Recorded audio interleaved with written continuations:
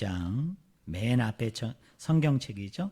우리 창세기 2장 우리 18절부터 우리 25절까지 봅니다. 창세기 2장 18절부터 25절까지입니다. 제가 가지고 있는 성경책은 이쪽입니다. 창세기 2장 18절부터 우리 25절까지입니다. 제가 읽어드리겠습니다. 여호와 하나님이 이르시되 사람이 혼자 사는 것이 좋지 아니하니 내가 그를 위하여 돕는 배필을 지으리라 하시니라. 여호와 하나님이 흙으로 각종 들짐승과 공중의 각종 새를 지으시고 아담이 무엇이라고 부르시나 보시려고 그것들을 그에게로 이끌어 가시니 아담이 각 생물을 부르는 것이 곧 그 이름이 되었더라.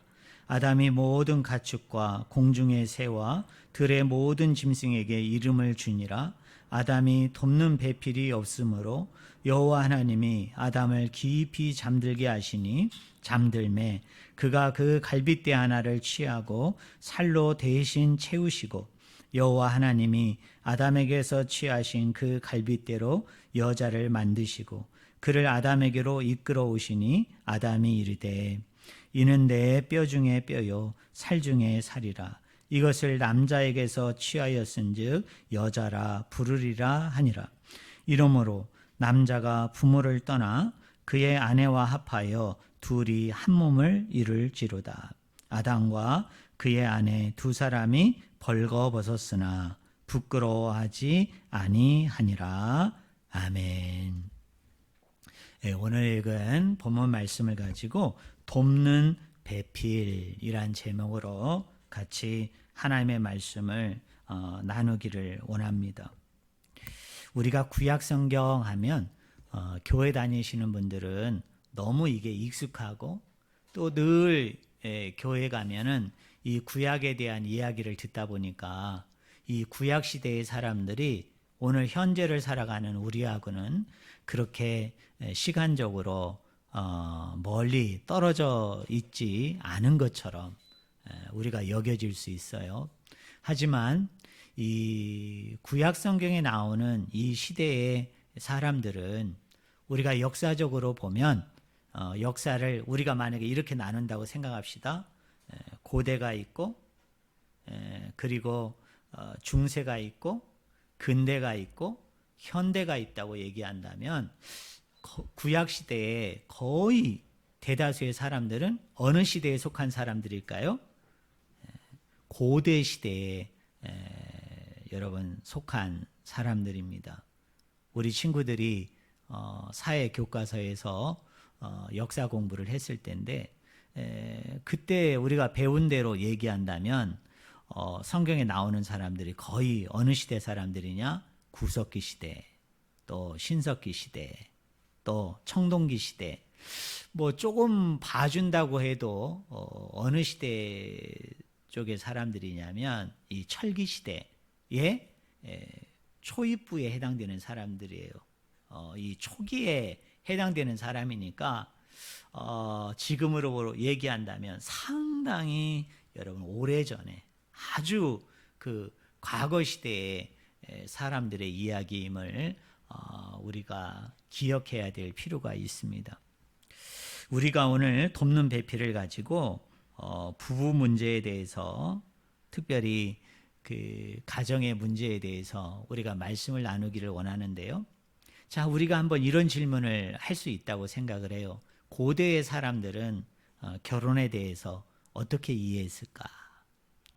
특별히 이 성경 안에 나와 있는 이 고대의 사람들은 이 결혼에 대해서 어떻게 이해하고 있었을까? 저는 그것을 다 여러분에게 언급하고 설명하기에는 시간이 부족하기 때문에 몇 가지 이야기를 통해서 이 고대 사람들에게 있어서 결혼이라는 것이, 결혼제도라는 것이 이런 것이었구나.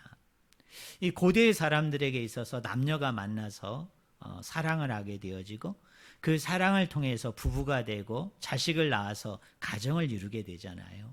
자, 고대의 성경의 사람들에게 있어서 가정을 이룬다는 것은 무슨 의미인가? 또 어떻게 이해되어졌을까? 우리가 구체적으로 본문을 살펴보기 전에 성경에 나오는 몇 가지 이야기를 나누기를 원합니다. 그 중에 대표적인 것이 지금으로부터 무려 4,000년 전의 인물이 누구냐면 아브라함이에요. 자, 우리 친구들, 아브라함은 뭐의 조상입니까? 우리가 흔히 믿음의 조상이다, 그렇게 얘기하죠. 믿음의 조상. 아브라함은 이 지금으로부터 4,000년 고대 시대의 인물인데, 자, 이 아브라함이 자기의 사랑하는 독자 아들이 있었죠. 그 아들 이름이 뭐예요? 이삭이죠, 이삭. 자, 이삭이 이제 성년이 되어져 가지고 이제 아버지가 이삭을 결혼시키기 위해서, 배우자를 구하게 하기 위해서 자기의 신임하는 몸종 하나를 먼 곳으로 보냅니다. 그곳에 가서 이제 아내를 구해 오라는 거예요. 여러분, 그곳에 가서 짝을 구해 오라고 이야기를 합니다. 그래서 이 몸종이 이제 먼 타지로 가요. 먼 타양으로 가가지고 그곳에서 자기의 주인의 아들인 이삭의 짝을 정하는데, 그 과정의 이야기를 가만히 들여다보면 그 짝을 구할 때 어떤 외모를 보지 않아요. 또 그 짝을 구할 때 그 집안의 어떤 가문을 보지 않습니다. 또 오늘날로 얘기하면 스펙을 보지 않아요. 또 그 가정이 가지고 있는 어떤 내외적으로 가지고 있는 어떤 능력들을 바라보지 않아요. 여러분 기억합니까? 이 종이 자기 사랑하는 주인의 아들의 짝을 구할 때 뭘 보죠? 이 종이 낙타를 끌고 가거든요. 그래서 먼 길을 가게 되어져요. 그리고 마침내 우물가에 이르게 되어졌을 때 이 종이 눈여겨보는 것은 딱 두 가지였습니다. 하나는 뭐냐면 이 목마른 낙타에게 물을 길어다 주는 여인이 있다면 이 여인은 내 주인의 아들의 짝이 되겠다라고 생각을 해요. 또 하나는 낙타뿐만 아니라 누구에게도 나그네이죠. 행인이고 자기하고 전혀 안면식이 없는 사람이지만 자기를 위해서도 손수 물을 떠다 주는 여인이 있으면은 이 여인을 우리 주인의 아들의 아내로 내가 택정을 해가지고 내가 고국으로, 고향으로, 원래의 집으로 돌아가야 되겠다라고 생각을 해요. 그래서 아니나 다를까 기다리다가 결국 누구를 만나게 됩니까? 리브가라는 여인이 나타나가지고 낙타에게 아주 흡족하게 충분하게 물을 공급합니다. 그리고 자기에게도 물을 나눠주는 거예요. 외모를 보지 않았어요. 여러분, 학벌을 보지 않았어요. 스펙을 보지 않았어요. 또 뭐 오늘 교회로 얘기한다면 그 사람의 신앙이 좋은가, 믿음이 좋은가, 또 교회를 다니는 신실한 여러분 자매인가, 그런 거 전혀 보지 않았어요. 뭐만 본 거예요? 오늘날 용어로 얘기한다면 우리 친구들 한번 따라해 볼래요? 환대. 나그네에 대해서 얼마나 환대를 하는가. 그 환대를 보고 뭘 정했어요? 짝을 정한 거예요. 여러분, 신부감을 정한 거예요. 아내감을 정한 거예요. 그게 뭐예요? 고대 사람들이 부부를 선택을 할 때 가지고 있었던 기준 중에 하나였던 거예요. 또 하나 이야기는 우리 친구들 들어봤는지 모르겠어요. 룻과 보아스의 결혼 이야기입니다. 이 보아스는 이스라엘 사람이에요. 유대인입니다. 여러분, 룻은 이방 여인이었죠. 여러분, 모압 여인이었습니다. 그런데 이 룻이 일찍 그의 남편이 죽습니다. 그래가지고 가부된 신분을 가지고 이스라엘로 들어오게 되어져요. 근데 고대 시대에 여러분, 특별히 이스라엘 사람과 유대인뿐만 아니라 고대 근동 아시아의 사회 풍토 중에, 또 사회에 이루어지는 그 좀 잘못된 그런 관습 중에 하나는 뭐냐면, 어떤 나그네, 어떤 행인이 어떤 마을에 들어가요. 어떤 공동체에 들어갑니다. 또 이때는 도시국가이기 때문에 어떤 도시에 들어가고 성에 들어가면은 위험을 감수해야 돼요. 때로는 뭐냐면 가지고 있는 것을 다 빼앗기기도 하고요. 또 목숨을 빼앗는 일들이 비일비재한 일이었어요. 그런데 이 모압 여인 역시 마찬가지죠. 이스라엘이라는 하나님의 선민이고 하나님의 백성이라는 공동체이지만 원래 이스라엘 사람들은 이방인을 예수님 당시에 보면 몸을 파는 창녀들보다도 못한 존재로, 그거보다 바로 위에 있는 존재로 여겨질 정도로 상당히 터부시했기 때문에 그런 위험에 상당히 노출되어 있었어요. 그런데 이 룻이라는 여인이 여차여차해가지고 누구와 결혼을 합니까? 이 보아스라는 건장한 이스라엘의 남자와 결혼을 하게 되어진 거예요. 결국 이 결혼을 하게 되어짐을 통해서 이 룻이라는 여인이 뭐를 얻게 됩니까? 그 사회, 그 공동체, 그 민족 가운데 속에서 보호를 받아요. 여러분, 안전하게 지낼 수 있는 그런 토대와 여건과 환경이 되어지는 거예요. 뭐가? 결혼이. 그런데 이것을 가능케 했던 것이 뭐냐면 특별히 이스라엘 사람들 가운데는 사회 안정망 장치가 있었어요. 오늘날로 얘기한다면 사회복지 시스템이 구비되어 있었던 거예요. 그 중에 하나가 뭐냐면 수혼제도예요. 우리 친구들 한번 따라해 보실래요? 우리 성도님들 한번 따라해 보실래요? 수혼제도. 이 수혼제도라는 건 뭐냐면, 자, 어떤 아버지에게 형제가 있었어요. 그런데 큰형이 결혼을 했는데 자손을 낳지 않고 죽었어요. 그러면 형수는 뭐가 됩니까?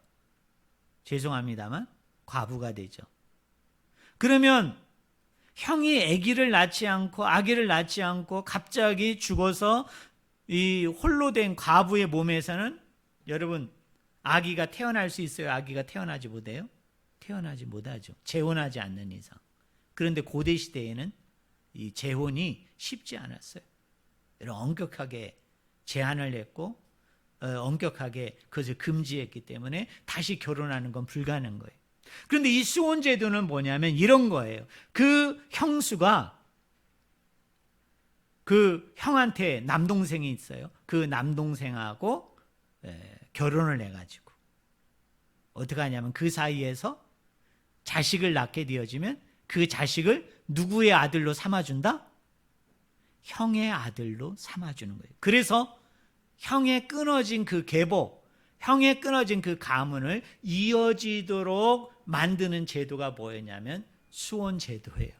물론 현대적인 관점에서 본다면 말이 안 되는 거죠. 있을 수도 없는 얘기죠. 만약 그런 일이 있다면 지금은 뭐 그거에 대해서 막 폄하하고 혐오하고 또 문란죄로 인해 가지고 여러분 사이의 근간을 흔들 정도의 그런 끔찍한 문제였지만 이 고대 시대에는 그런 수혼 제도가 있었어요. 또 하나의 제도가 있었는데 사회 안전망으로 무슨 제도가 있었느냐? 우리 성도님들 한번 따라해 보세요. 고엘 제도. 이 고엘이라는 말이 뭐냐면 무르다라는 단어에서 나온 말이에요. 그래서 이게 뭐냐면 기업 물을 자라는 뜻이에요. 이 기업 물을 자라는 건 이런 겁니다. 자, 어떤 가문에 어떤 공동체에 어떤 여인이 있었는데 그 여인이 남편이 일찍 죽음을 통해서 과부가 된 거예요. 지금도 마찬가지입니다만 지금보다도 옛날에는 과부들이 특별히 여자들이 경제활동을 하지를 못했습니다. 그러다 보니까 남편이 죽었다는 얘기는 갑자기 이 여인의 상황이 어떤 상태로 떨어지는 거예요? 극심한 가난으로 떨어지는 거죠. 왜? 돈벌이를 못해요. 일을 못하는 거예요. 그래서 신약시대에 보면 교회가 구제사역, 긍휼사역을 할 때 제일 집중해서 다뤘던 사역이 뭐냐면 과부들을 구제하는 거예요. 과부들에게 긍휼을 베푸는 거예요. 왜? 예수님 당시에도 여인들이 경제활동을 할 수 없었어요. 여러분, 직업을 가질 수가 없었어요. 우리 친구들에게 퀴즈를 낼까요? 세계사적으로 여인들이 직업을 가질 수 있었던 때는 언제였을까요?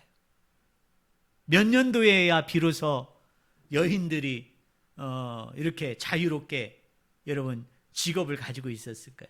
여러분 우리나라도 마찬가지예요. 우리나라도 여인들이 직업 활동을 하고 일을 할 수 있는 그 때가 언제였을까요? 뭐 우리나라로 얘기하면 여러분 삼국시대였을까요? 고려시대? 조선시대? 아니에요. 놀라웠게도 우리나라는 그래도 서양보다는 약간 빨라요. 우리나라가 되게 그런 부분에서 되게 개방적이지 않을 것 같은데 그나마 조금 빨라요. 근데 그 빠른 것도 언제예요? 아까 목사님이 시대를 나눴잖아요. 고대와 중세와 근대와 현대로 나눈다면 언제였느냐? 우리나라가 근대화가 되어지면서 여인들이 비로소 뭘 하게 돼요? 경제활동을 하게 돼요. 일을 벌게 돼요. 그러니까 그 이전까지 남편이 갑자기 죽는다는 것은, 그리고 자식들이 갑자기 죽음을 통해서 여인이 홀로 남는다는 것은 뭐예요? 누군가의 도움이 없이는, 누군가의 절대적인 이런 복지사역이나 긍휼사역이나 구제사역이 아니면 여인은 어떻게 돼요? 아사, 굶어 죽을 수밖에 없는 상황에 처하는 거예요. 그런데 이스라엘 백성들에게 있어서 이 고엘제도, 기업 물을 자 제도는 뭐냐면 이런 거예요.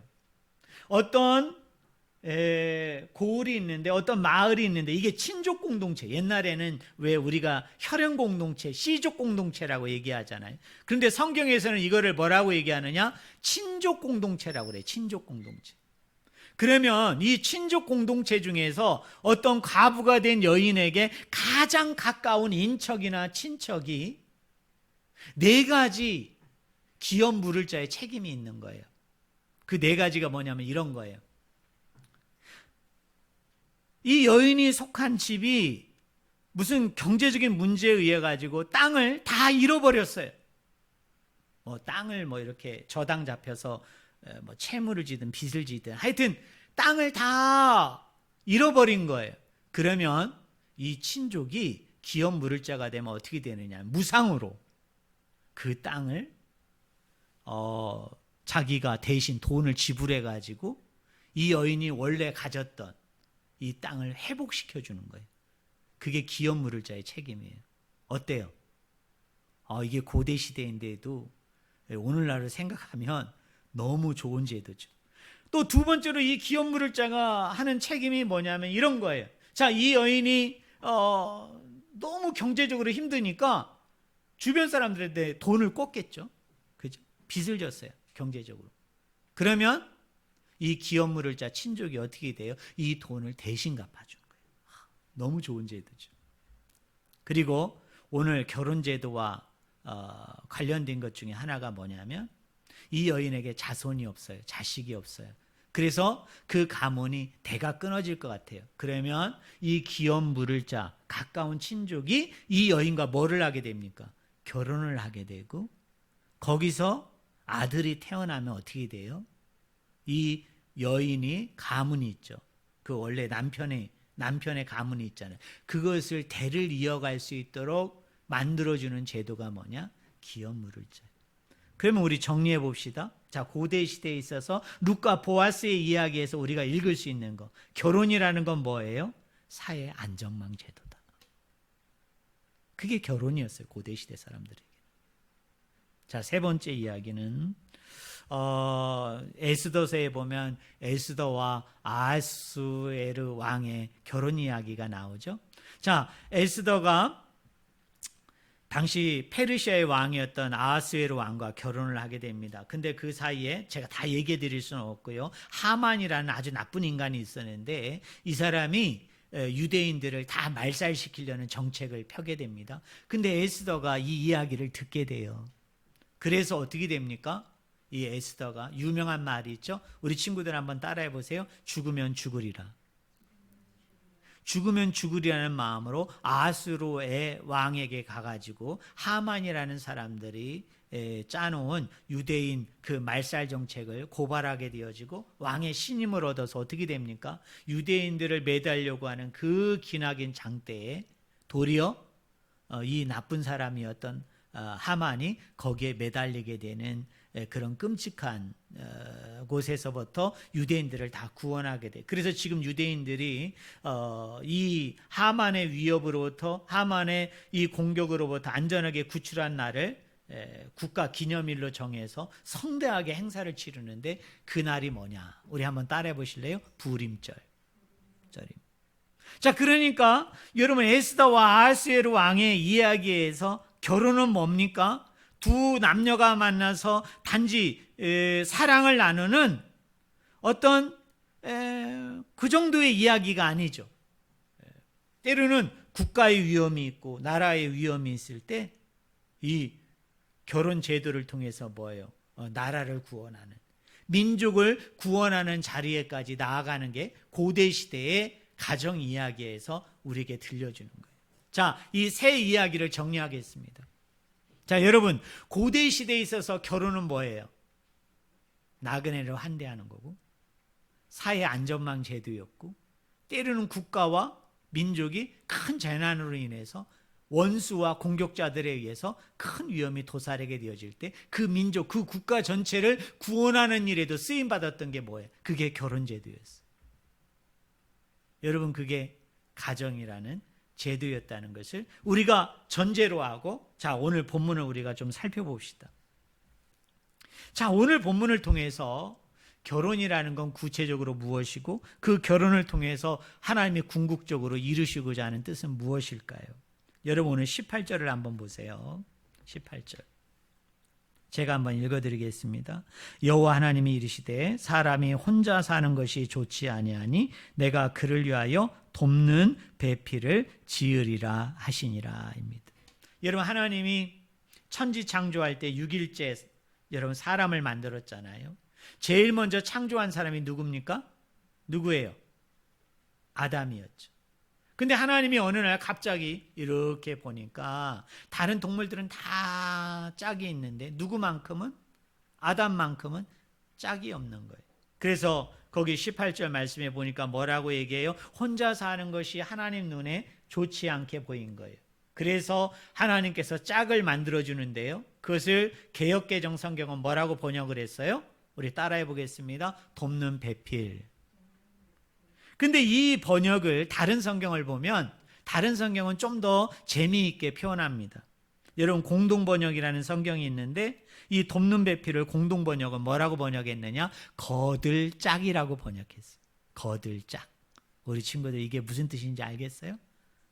거들짝. 옆에서 거두는 사람, 옆에서 나를 돕는 사람, 옆에서 나를 위해주고 나를 축복해주고 나를 사랑해주는 사람. 이게 순수한 우리말로 뭐냐면 거들짝이에요.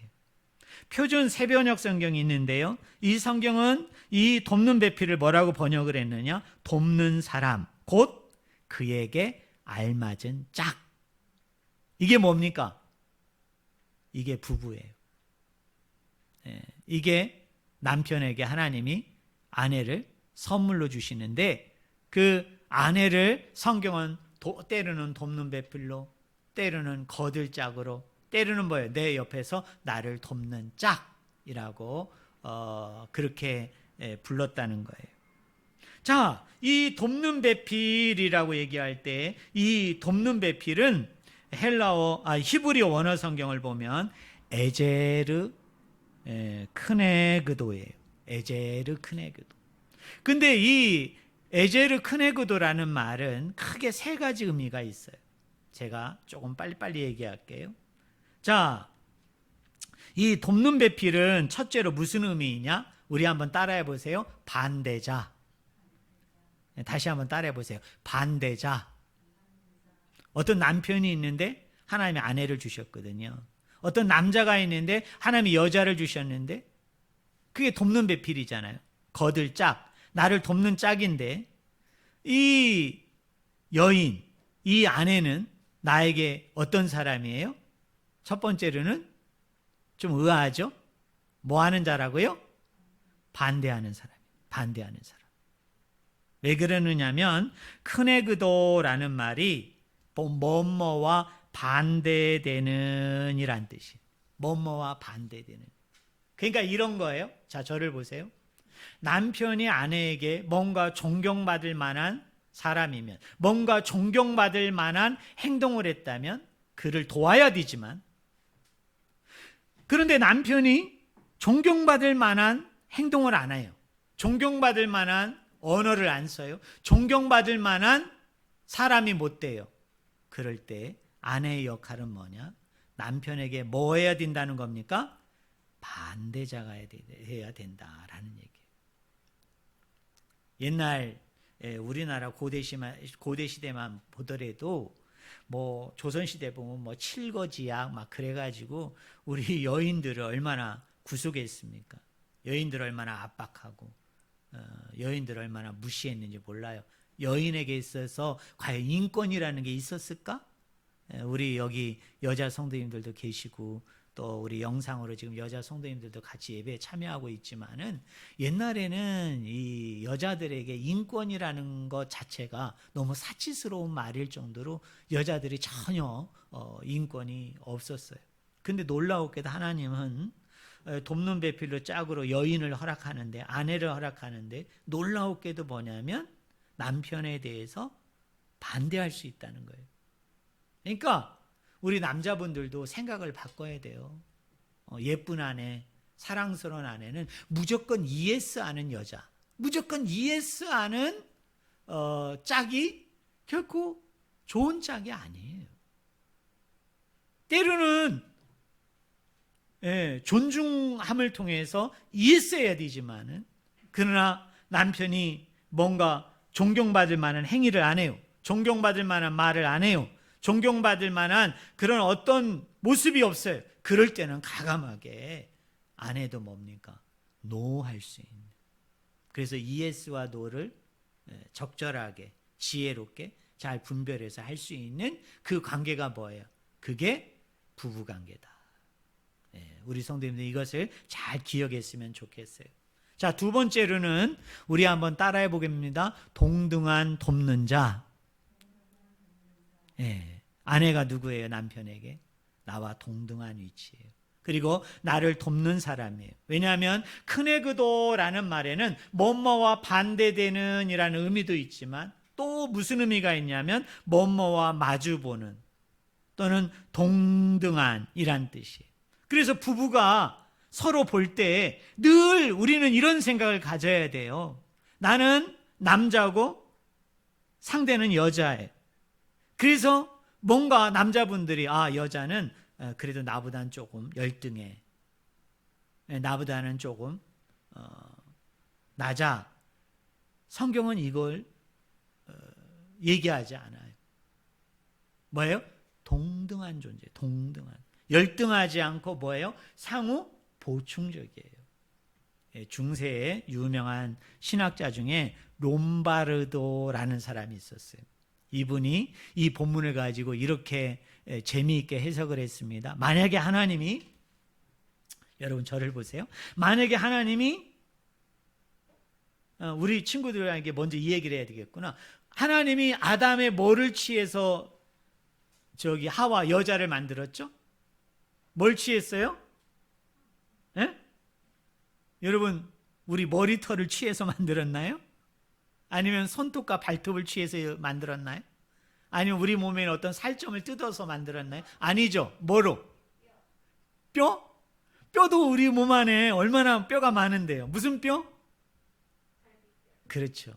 갈비뼈를 취해서 만들었어요. 근데 이 중세신학자 롬바르드가 무슨 말을 했느냐면 이런 말을 했어요. 만약에 하나님께서 아담의 머리를 취해서 하와를 만들었다면 그럼 어떤 일이 일어났을까요? 여자가 남자를 지배했을 것이다. 여자가 남자를 지배하려고 했을 것이다. 근데 만약에 하와가 있는데, 아담이 있는데 그 아담의 다리를 가지고, 발을 가지고, 발가락을 가지고 만약에 하와를 만들었다면 이번엔 거꾸로죠. 누가 누구를 지배하려고 했을까요? 아담이 하와를 지배하려고 했을 것이다. 그런데 놀라웠게도 우리 하나님은 아담의 뭐를 취해서 갈비뼈, 갈비뼈를 취해가지고 여자를 만들었다는 거예요. 그래서 뭐가 되게 하려고? 서로 동등한 동반자가 되게 하기 위해서 하나님이 그렇게 하셨다는 거예요. 상호 존중, 상호 배려, 상호 사랑, 동등한 존재가 뭐예요? 그것이 성경에서 얘기하는 부부예요. 그래서 그 누구도 부부에 대해서 건강치 못한 태도나 말이나 행동을 해서는 안 됩니다. 자, 마지막 세 번째인데요. 하나님이 이 본문에서 우리에게 부부는 어떤 존재냐, 어떤 대상이냐, 우리 마지막으로 따라하겠습니다. 신적 도움을 주는, 한번 따라해 보세요. 신적 도움을 주는 대등한 자. 여러분 아까 돕는 배필이 두 개의 히브리어가 쓰였다고 얘기했잖아요. 에제르, 크네, 그도라고 얘기했죠. 자, 에제르라는 말이 뭐냐면 이 성경을 보면 하나님의 도우심을 얘기할 때 이 에제르라는 단어가 쓰여요. 대표적인 게 시편 121편 1절에 보니까 그런 말이 있죠. 시편 121편 1절 뭐죠? 하나님의 도움이 어디서 올꼬? 라고 얘기할 때 그 하나님의 도움이라는 단어가 뭐냐면 에제르예요. 그러니까 여러분 이런 겁니다. 부부라는 것은 뭐냐면 하나님의 도우심을 매개하는 통로예요. 자, 아내에게 있어서 남편은 하나님은 뭐라고 얘기하느냐면 하나님이 이 아내를 돕기를 원하는데 누구를 통해서 돕는다는 겁니까? 남편을 통해서 아내를 돕겠다는 거예요. 자, 하나님이 남편을 돕기를 원하는데 직접적으로 도울 수도 있지만 왜 하나님이 아내를 허락해 줬느냐? 왜 하나님이 남자에게 여자를 허락해 줬느냐? 이 여자를 도움을 주는 매개의 통로로 삼아서 그 도움이 누구를 통해서? 여인을 통해서 남자에게 가고요. 남자를 통해서 여인에게 가도록 만드는 게 그게 뭐예요? 그게 여러분 부부예요. 자, 우리 부부에 대한 성경의 정의 여기서 한번 정리해 봅시다. 첫째가 뭐예요? 부부는 무조건 ES 하는 존재가 아니다. ES도 하지만 노라고 할 수 있는 존재, 반대자이다. 그 다음에 두 번째는 뭐라고 얘기했어요? 동등한 자예요. 동등한 자. 서로 존중해 줘야 돼요. 그 다음에 세 번째는 뭐예요? 신적 도움을 매개로 하는 자예요. 그래서 남편은 아내를 통해서, 아내는 남편을 통해서 하나님의 도움의 통로가 되어지는 거예요. 자, 여러분 23절을 한번 봅시다. 23절. 제가 읽어드립니다. 아담이 이르되 이는 내 뼈 중에 뼈요 살 중에 살이라. 이것을 남자에게 취하였은즉 여자라 부르리라 하니라 입니다. 우리 성도님들 여기 보세요. 자, 아담이라는 이름은 누가 지어줬을까요? 아담. 그렇죠. 하나님이 지으셨어요. 와, 우리 예준이가 너무 잘 맞췄어요. 그럼 하와라는 이름은 누가 지어줬을까요? 그래요. 우리 예준이가 너무 잘한다. 누가 지어줬어요? 아담이 지어줬어요. 여러분 김춘수 시인 아세요?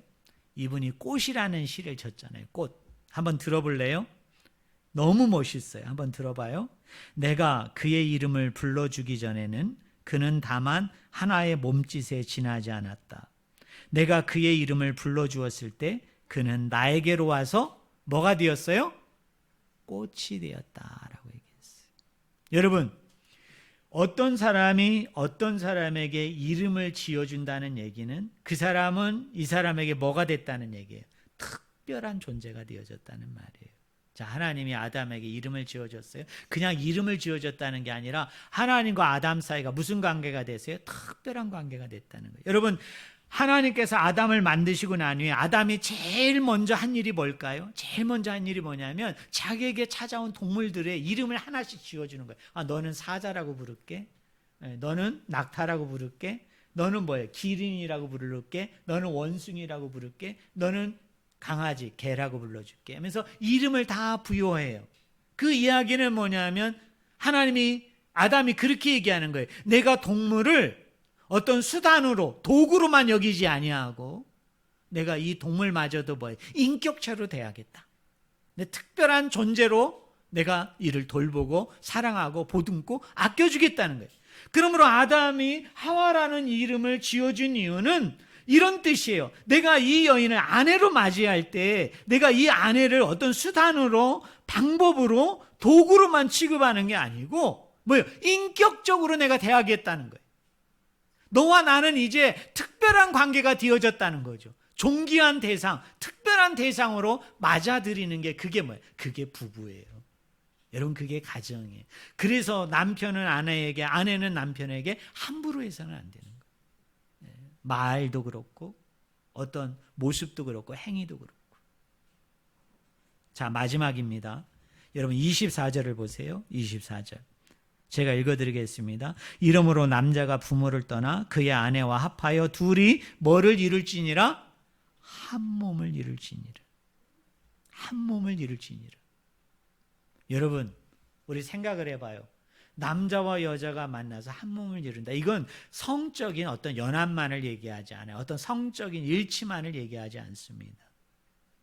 놀라운 건 뭐냐면 이 둘의 몸이 서로 사랑으로 긴밀하게 연결되는 가운데 사랑 안에서 하나를 이루는 거예요. 사랑 안에서 한 몸을 이루는 거예요. 그래서 성경은 이걸 뭐라고 얘기하느냐 하면 따라하세요. 신비. 신비예요, 신비. 여러분, 나중에 우리가 하나님을 믿으면 하나님과 우리가 어떻게 되죠? 한 몸을 이루죠. 하나의 몸을 이루게 되죠. 그게 신비예요. 부부도 신비라는 거예요. 여러분, 남과 남으로 자라고 남과 남으로 이렇게 지금까지 왔지만 둘이 결혼을 하게 되면, 가정을 이루게 되면 두 사람이 뭐를 이루게 된다?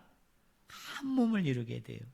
근데 여기서 오해하지 말아요. 제 말에 대해서. 제가 독신으로 혼자 사는 분에 대해서 제가 절대로 폄하하는 말이 아닙니다. 괜히 이런 얘기했다고 우리 목사님은 결혼만이, 가정을 이루는 것만이 그게 뭐 바른 거고 절대적인 거고 최고다 이렇게 얘기하는 게 아니에요. 그러나 제가 성경적으로 얘기합니다. 자, 우리 이렇게 생각해 보자고요.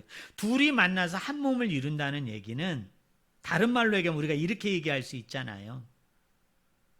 한 사람으로는 온전하고 건강하고 아름다운 몸을 이룰 수 없다는 얘기예요.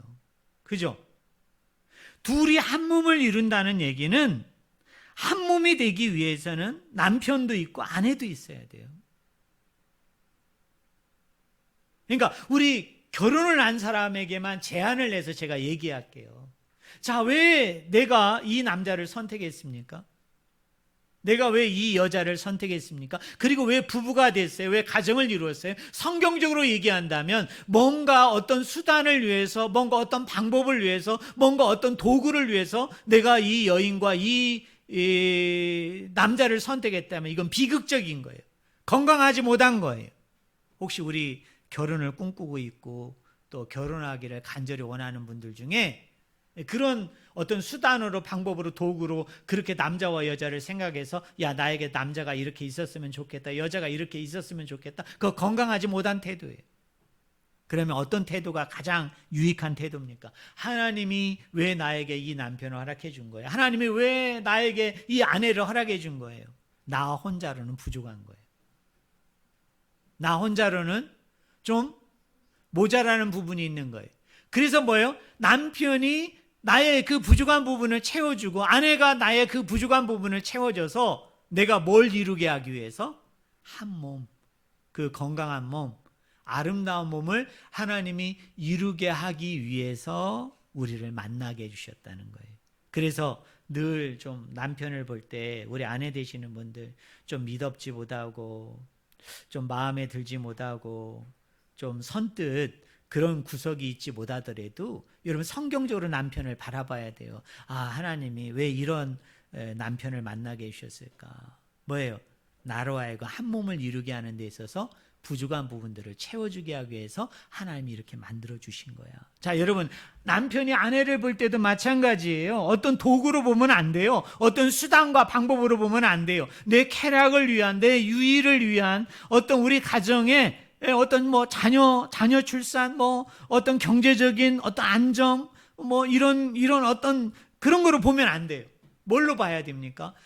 우리 한 몸을 이루어야 되는데 그 한 몸을 이룸에 있어서 내가 부족한 것이 있어요. 그래서 우리 아내를 허락해 줌을 통해서 그 아내를 통해서 그 부족한 부분들을 채우게 하기 위함이다. 그래서 남편이 꼭 필요하고 아내가 꼭 필요하다.